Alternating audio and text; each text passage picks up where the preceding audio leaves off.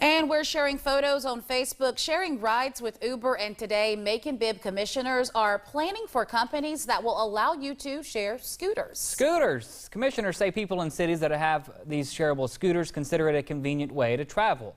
41 NBC's Tanya Motorzitsky explains what's at stake. Tanya. Shareable scooters are already part of the landscape around Atlanta and many college campuses.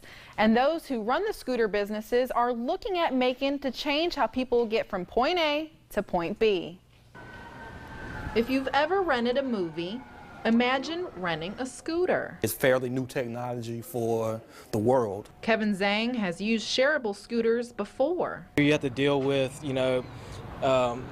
getting the scooters back to a certain area instead of having them stranded all over Macon. That's one reason commissioners voted in committee to create a plan that will put limits on shareable scooters and how the businesses operate. We think it's a good idea, it's an interesting idea. We want an opportunity to explore it more before we allow for full implementation. Commissioners are looking at other cities and colleges to review their best practices and lessons learned before companies park their scooters in Middle Georgia. We need to determine whether or not they go on sidewalks, bike lanes, or the street, where's the appropriate place for them, how we address helmeting, and just several issues. Commissioner Virgil Watkins says Macon Bibb has to keep up with the times as people find new ways to get around. I think it will eventually become the norm, but we just got to make sure it makes sense as we integrate it in.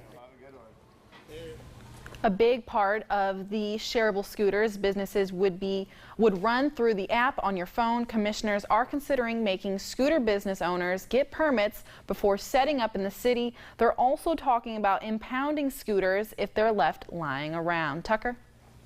Commissioners are planning to discuss the issue at their next full meeting a week from today.